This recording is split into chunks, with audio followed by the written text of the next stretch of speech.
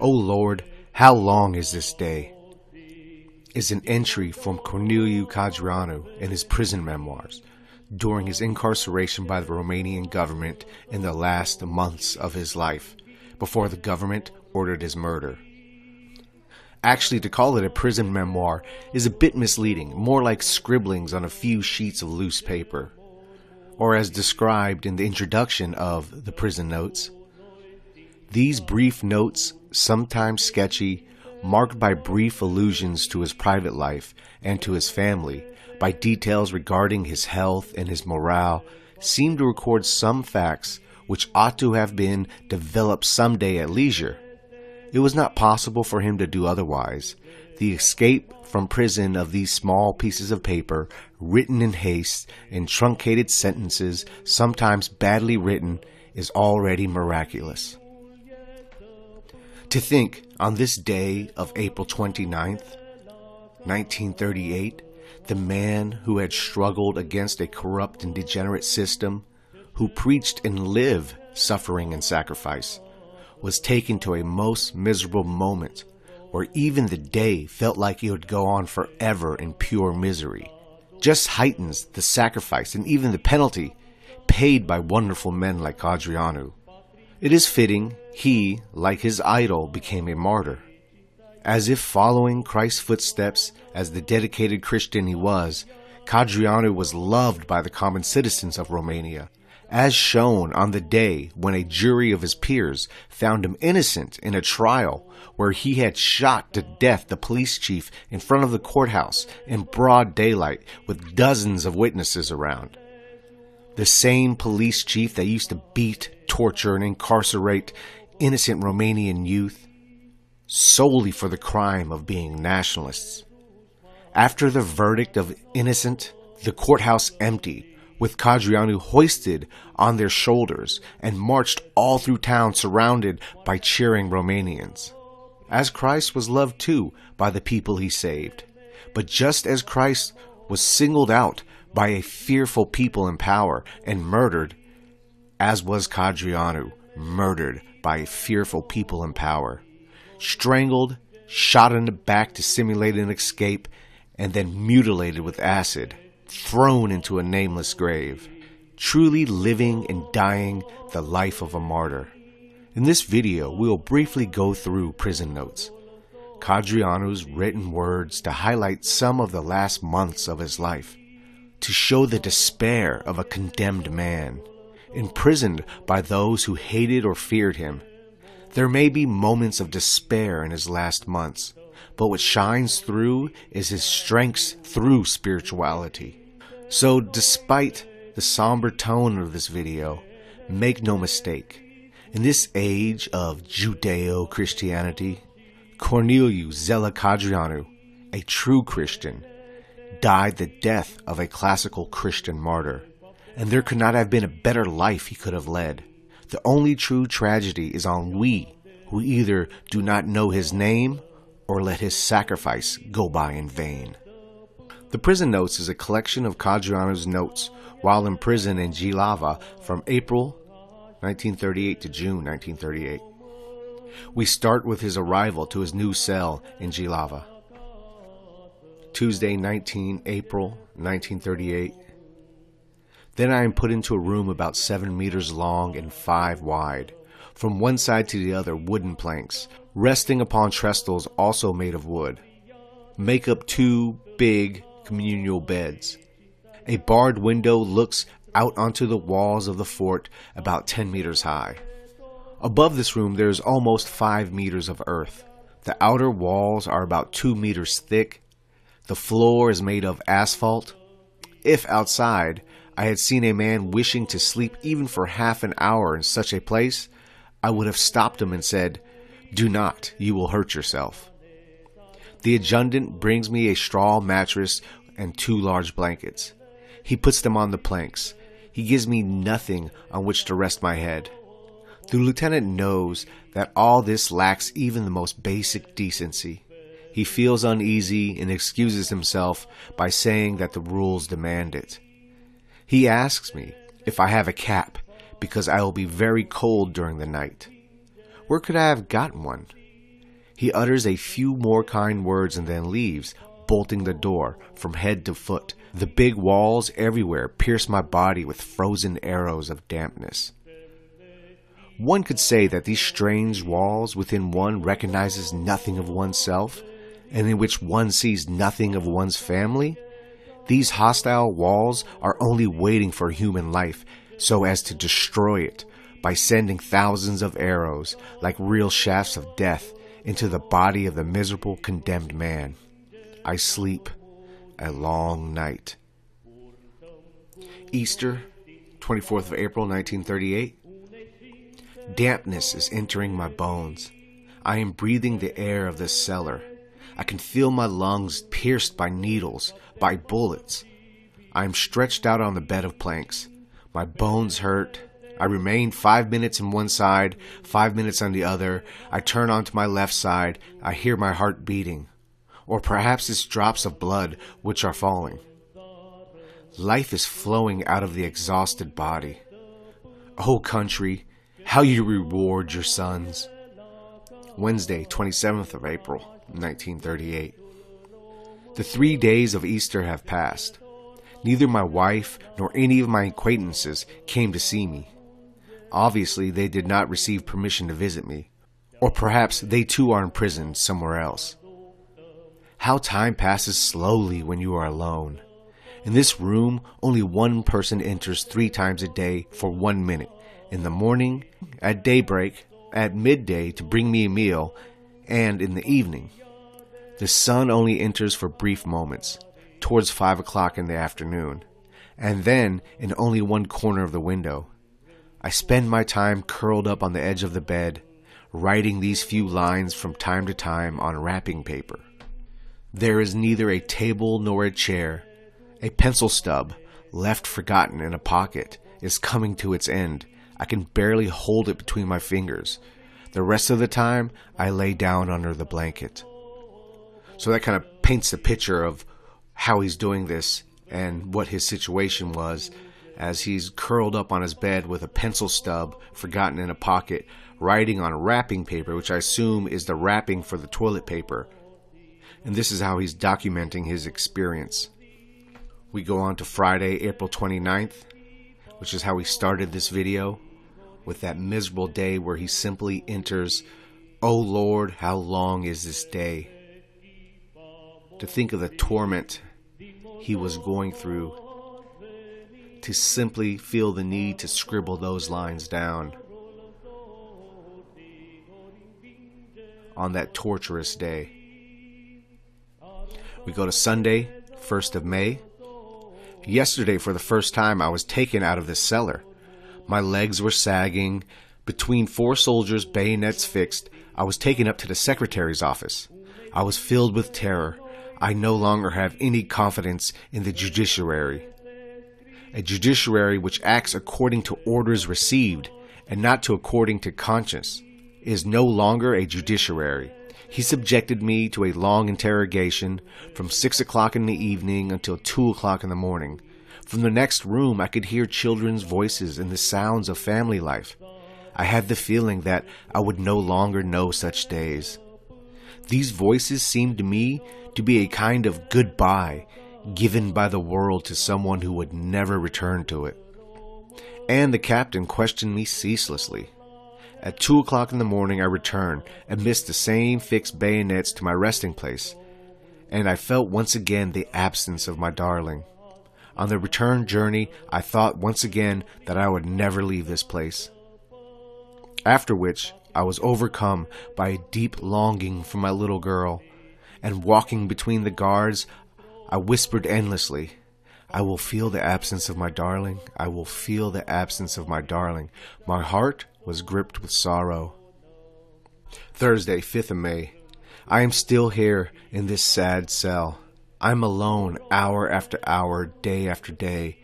I only see a human face when food is brought to me. Nobody has come from home because it is not allowed. Towards 4 o'clock, the records officer appeared and listed me in the prison register as someone condemned to 6 months, saying at the time that I would be freed on the 15th of October. how good this would be if there were not these maneuvers which are being directed against me. But I believe that God will scatter them with his triumphant light. Today, Thursday, 5th of May, I felt pleasure for the first time in a long while. Or rather for the second time, since I had also been pleased when my suitcase was brought to me during my first days here. I received from home a small packet of ham, cooked fish, 2 portions of cheese, and 2 fresh white loaves. And also my fur bonnet, my fur jacket, 2 pairs of woolen socks, and some slippers. I rejoiced, a sign from my loved ones. I could not see them, but their gesture warms my heart. The wool-lined trousers are going to protect me from the cold. Up until now, for 15 days, I don't think that I have eaten more than a loaf throughout the entire time. I slept fully clothed. I have not been taken into the fresh air even for 5 minutes per day. I am covered in fleas and lice, which feed on me all night long. Sunday, 8th of May. Yesterday evening, the instructing magistrate came to tell me that I was going to trial for treason. I was momentarily stunned. He then explained that it is a matter of a crime of possessing and publishing secret documents, touching upon the security of the state, and which appears in the Criminal Code, Article 191, under the heading Treason. I'm returned to my cell, my heart transfixed by arrows. Me, the leader of the Nationalist Legionary movement, to be tried for treason? I could no longer eat anything. I fell asleep very late on my bed of bare planks and tossed and turned all night. I awoke in the morning from my sleep, crying, "You hear me, Mota? I'm being tried for treason." He's referencing his friend Ion Mota, who was a very good comrade of his, essentially from day one, as they got the legionaries off the ground. Mota would die in the Spanish Civil War, going over there to aid Franco and his side against the anarchists and leftists there. We go on, Friday, 13th May. Yesterday, Major Dan Pascu came again. It was a question of completing the last formality so as to close the inquiry phase. To my great surprise, I was made aware of the 2 offenses which made up the state's case against me. 1. To have armed the citizenry as to foment civil war. 2. To have opened contact with a foreign power with the aim of fomenting social revolution in Romania. Needless to say, neither of these accusations contained the least shred of truth.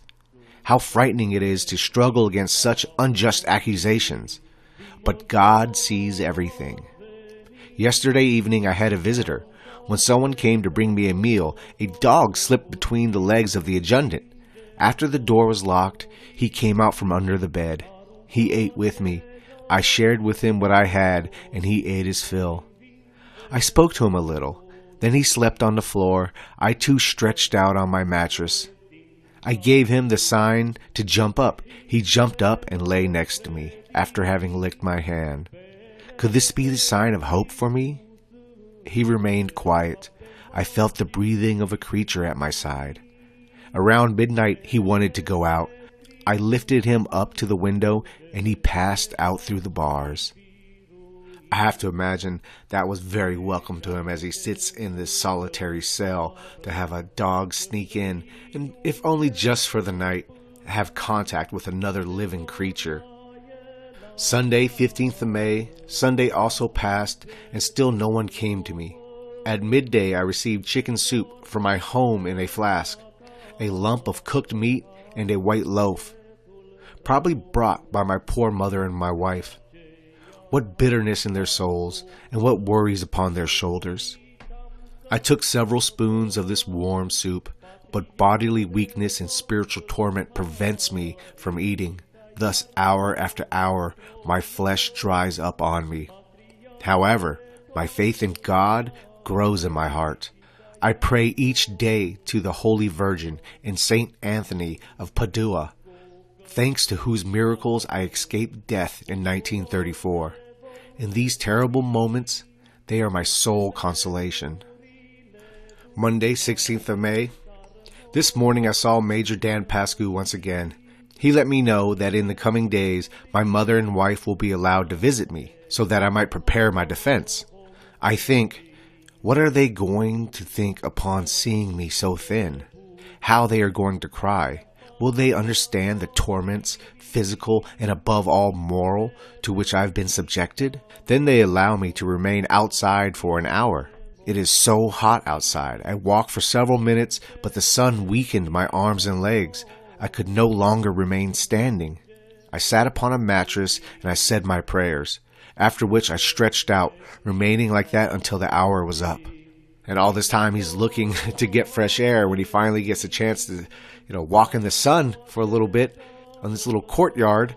His body's so weak by being locked in that cell for so long that he can't even really enjoy it. He just has to lay down.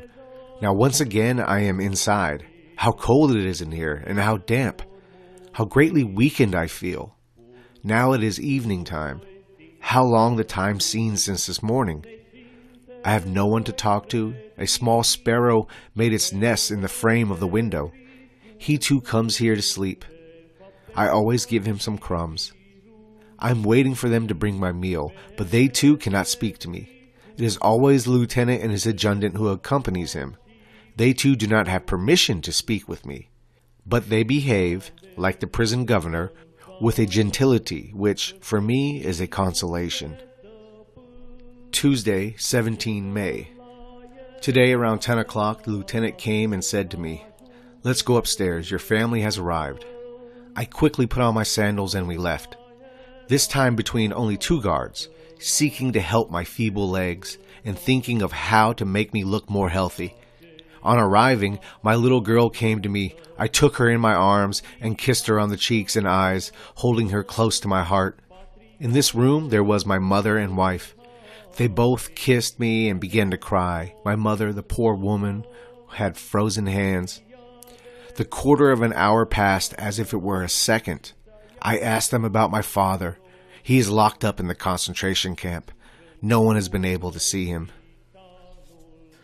His father would end up making it through that and dying in 1949. The 15 minutes have passed already. I do not even know what we talked about. We parted broken-hearted. Their pain is crushing me. And now to the day of his trial, this kangaroo court.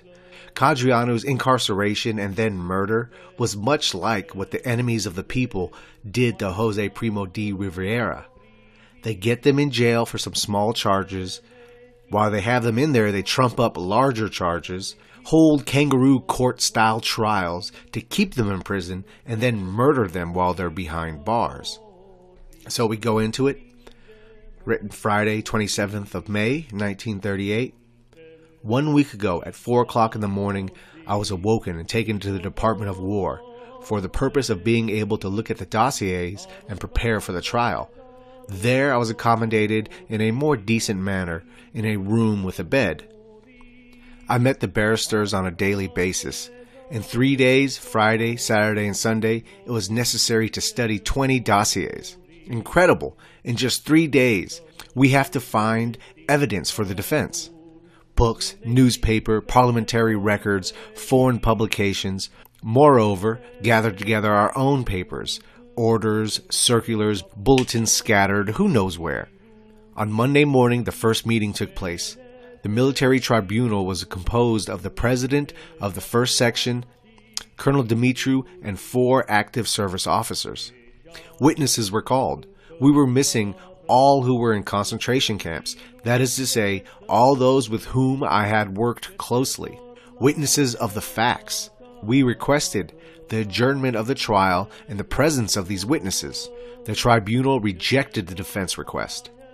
The charges were read out, full of emotion, malice, and inaccuracies. Gratuitous statements without the least proof and lacking good faith, accuracy, and the sense of honor. In the afternoon, from 5 o'clock until nearly midnight, I myself spoke for 7 hours uninterruptedly, sweeping away one after the other of these accusations laid against me. The following day, everything that I had said appeared, word for word, in universal, except for the private hearing and the question of arms caches, which the censor, out of shame, had removed. On Tuesday, the prosecutor questioned me, and I replied point by point.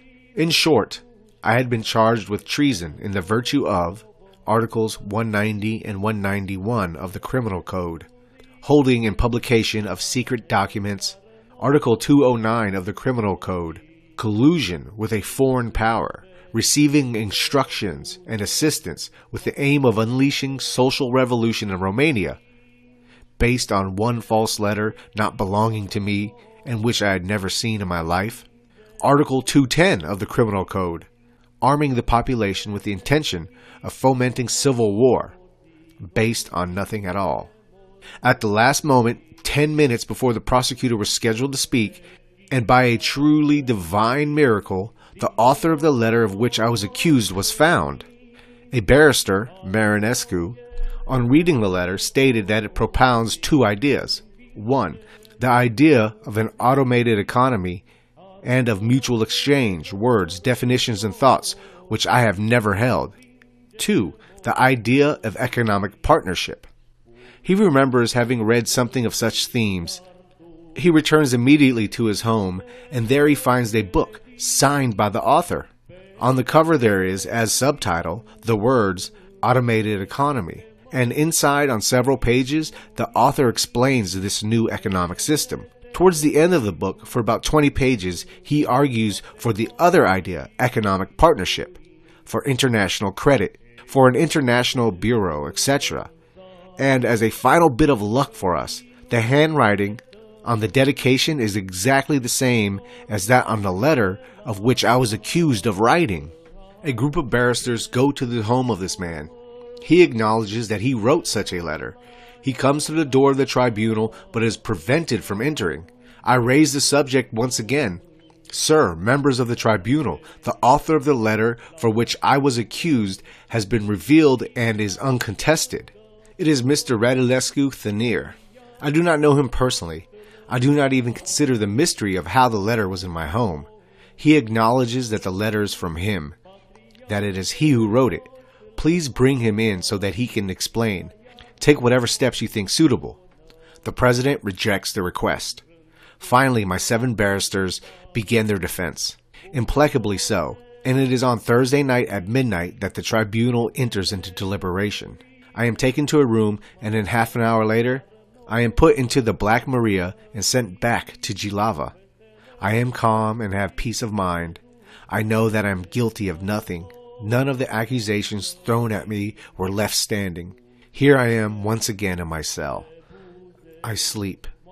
Around 4 o'clock in the morning, I am awakened by footsteps and the sliding of bolts. I get up. Prosecutor Major Radu Ionescu, the clerk of the court, Tudor, the prison governor, and the other officers on guard come in. The clerk of the courts reads, "The military tribunal has answered in the affirmative to all the charges. You are condemned to 10 years hard labor." They stay a few moments more to observe me. The major is wide-eyed and shrugs his shoulders.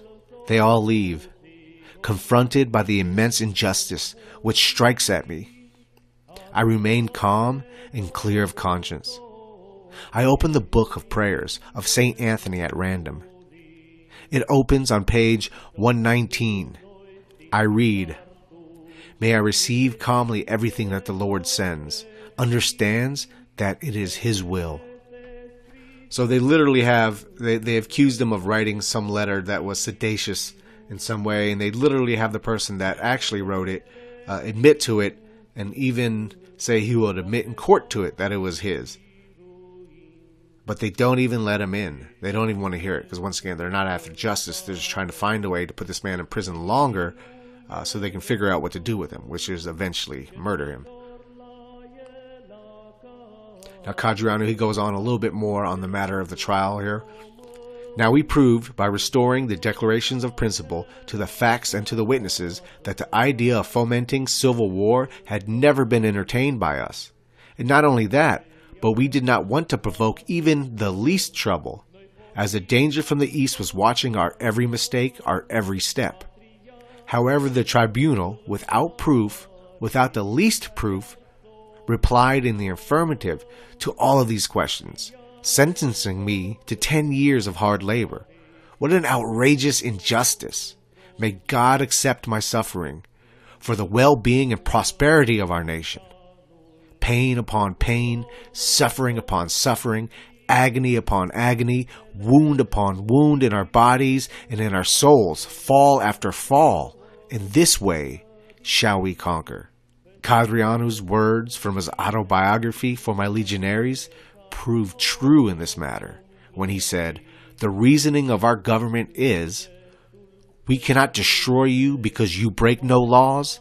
No matter, we will break them and we'll destroy you. You do not want to act illegally?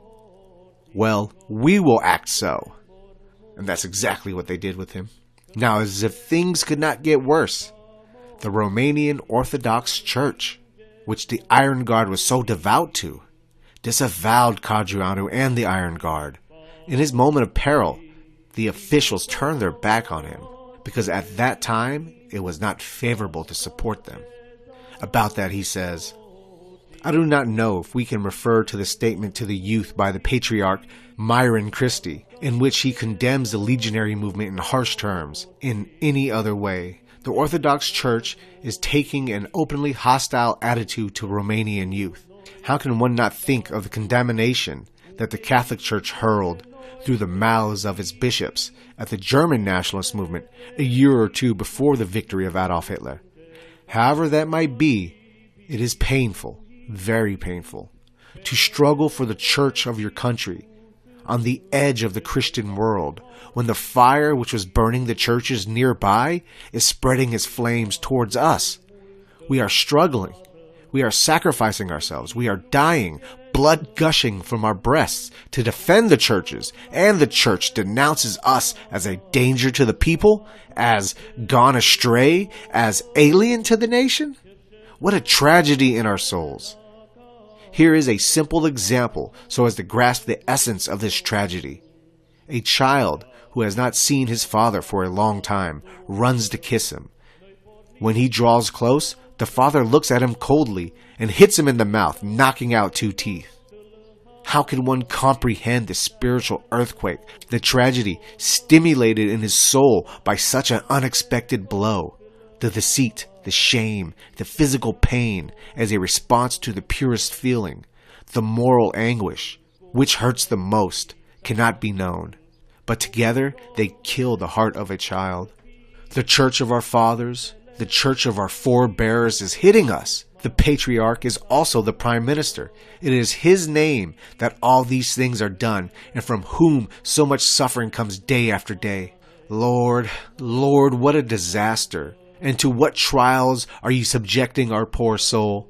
So much anguish in the hearts of tens of thousands of young people, peasants, workers, students.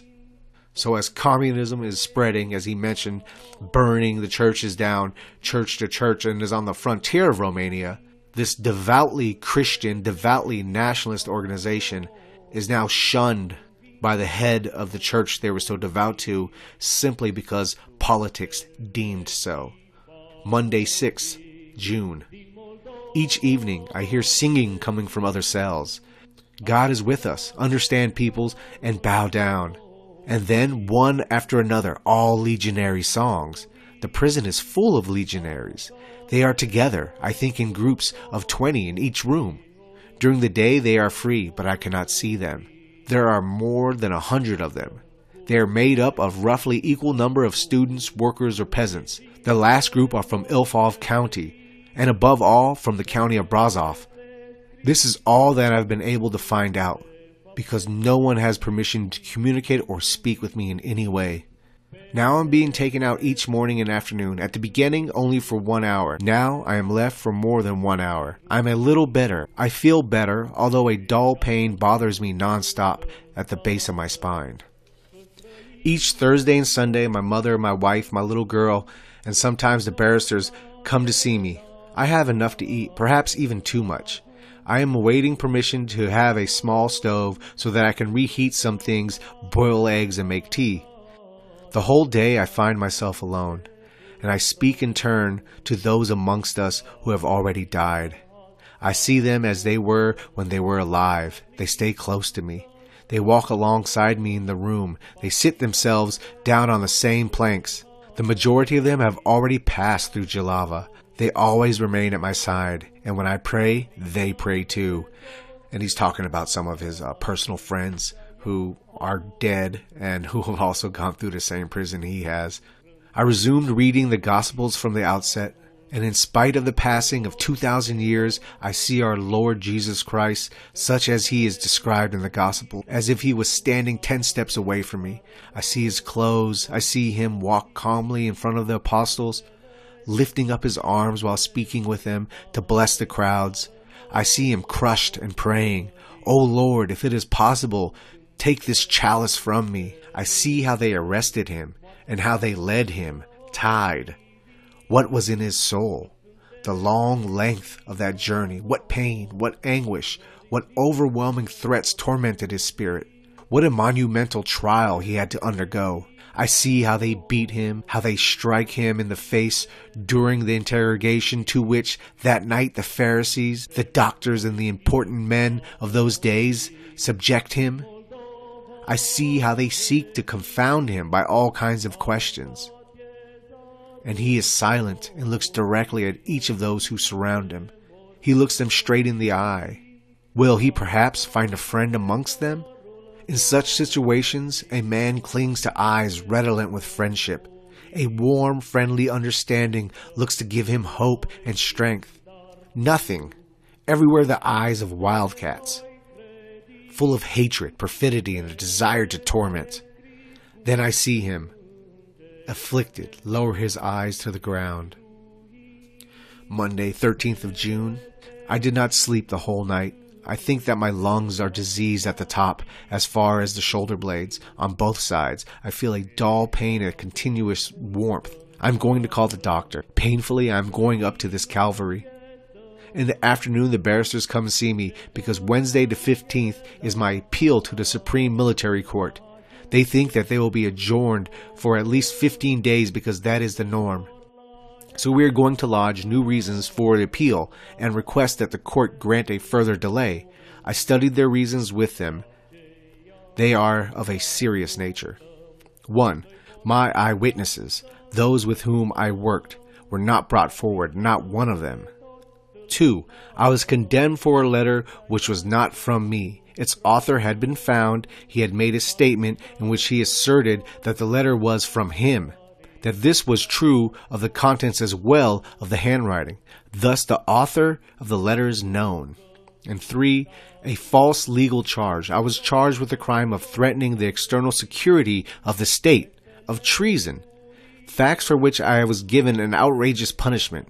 The orders in question in no way touched upon the external security of the state, because they did not relate to a danger coming from a foreign power and which could undermine A, its territorial integrity, B, its independence, C, its sovereignty. And 4, there was not one proof of any kind that I had wanted to provoke a civil war. Arms caches were described, but none was shown. It's kind of like looking for those weapons of mass destruction, huh? Where are they? What do they contain? At whose place were they found? I am condemned on accusations without foundation.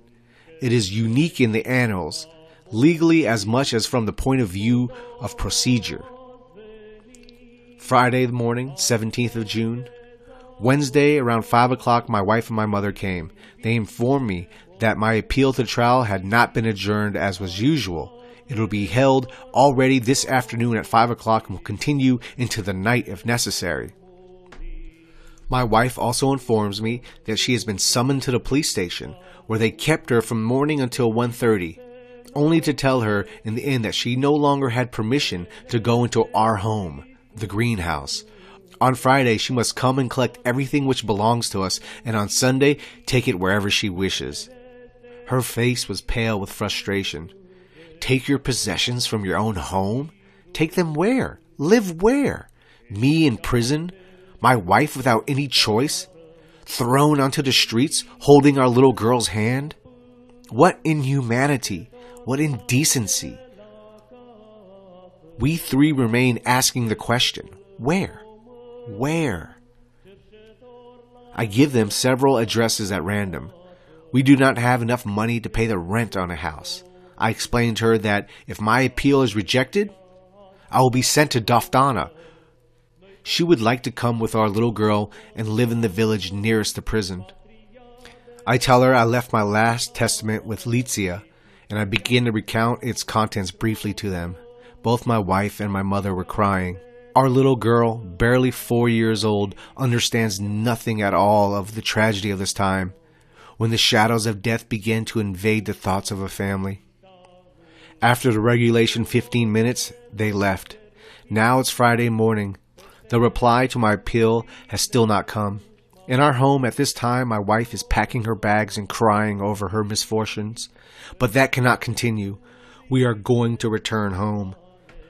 Now, Friday evening, 17th of June. Half an hour ago, my barristers came to see me to tell me that my appeal has been rejected by the military court of appeal. They were all saddened and defeated. We remained together for about 15 minutes. I asked them how the discussions had unfolded. They described them in a few words. Then we parted. Upon returning to my cell, I sat on the edge of my bed of the planks, and I prayed to God, reciting the prayer, "Our Father, Lord, may thy will be done."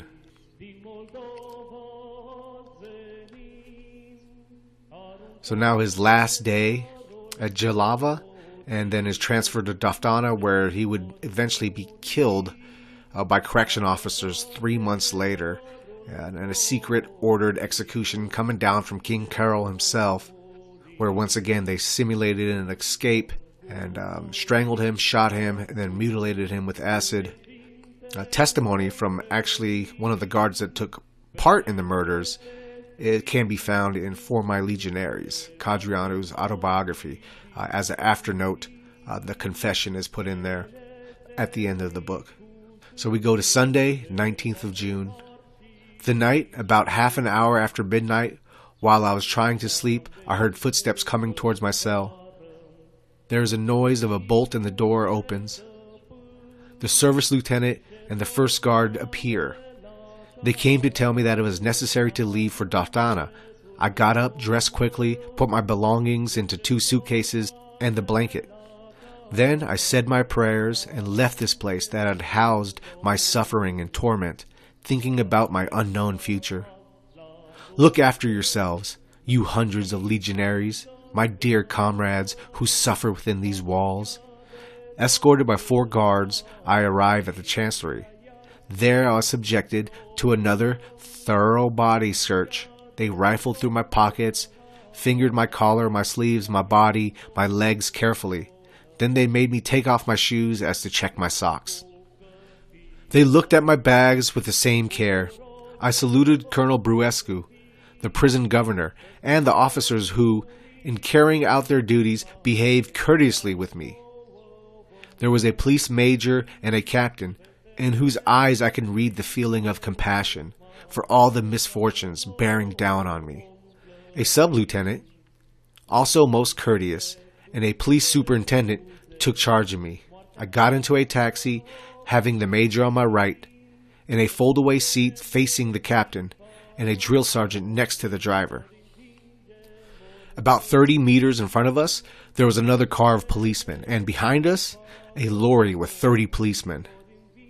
It was 2 o'clock in the morning. Outside, the weather was beautiful. The lights of the capital, which we were driving towards, was reflected in the sky. From time to time, I speak with the major.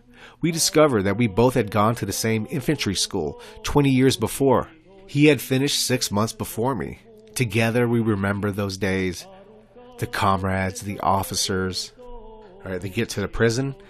It is completely surrounded by greenery. This is Doftana Prison, the penal colony reserved for those condemned to forced labor, and where we are going. It's so beautiful outside, a morning of rare beauty, full of God's blessing. The sun rises through the trees on the hill and spreads its golden light upon the surrounding greenery, upon the water of the valley. We have arrived. The officers and the policemen get out. The prison governor is informed. I still remain in the car. The guards, stirred from sleep, are coming one after the other. I am taken to the office. The governor, the deputy governor, and the guards are unknown to me. The last group seemed to be good men, the governor and his deputy, men of standing.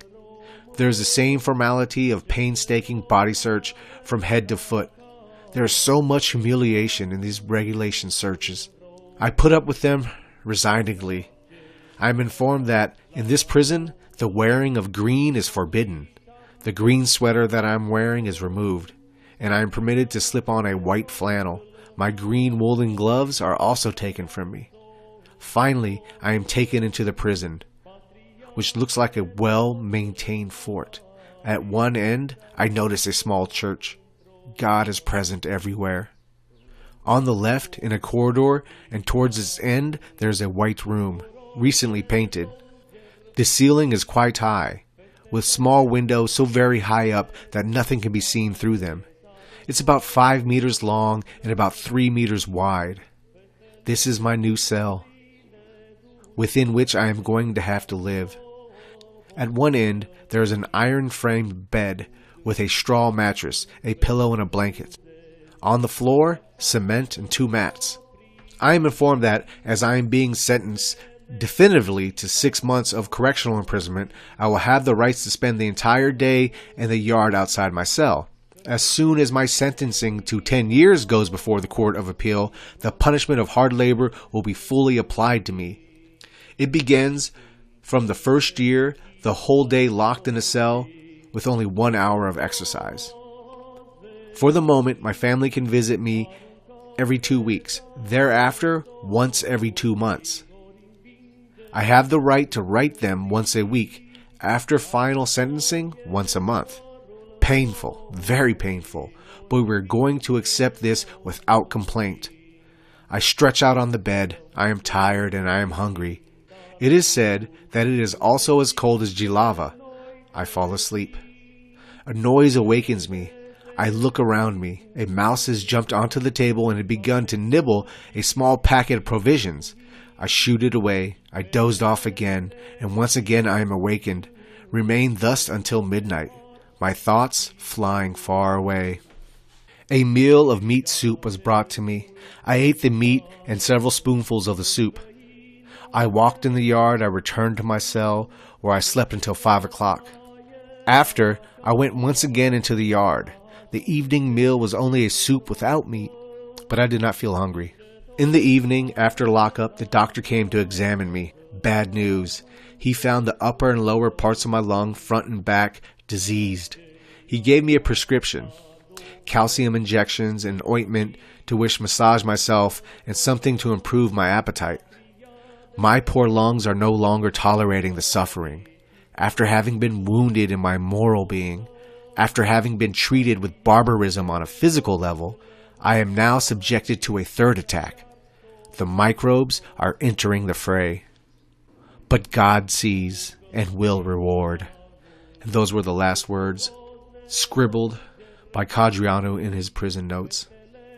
Suggested readings, obviously The Prison Notes by Codreanu, The Nest Leader's Manual by Codreanu for the inner workings of the Iron Guard, Circulars and Manifestos for the ideology and workings of the Iron Guard, and last, and most certainly not least, For My Legionaries by Codreanu, his autobiography, a definite must-read to understand the life and sacrifice of Corneliu Zella Codreanu.